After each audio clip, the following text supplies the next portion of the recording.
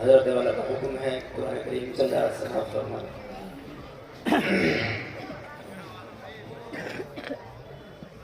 أعوذ بالله من الشيطان الرجيم بسم الله الرحمن الرحيم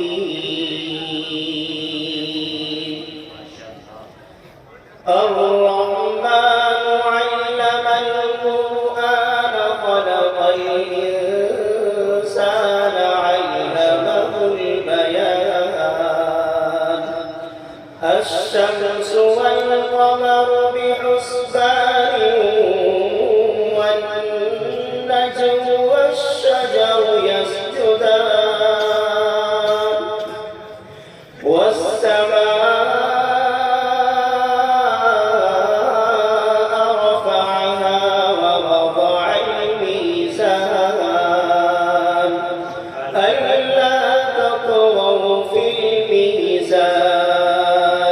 وأقيموا الوزن بالقسط ولا تخسروا الميزان والأرض وضعها للأنام فيها فاكهة والنخل ذات الأكمام والحب ذو العصف والريحان فبأي آلاء ربكما تكذبان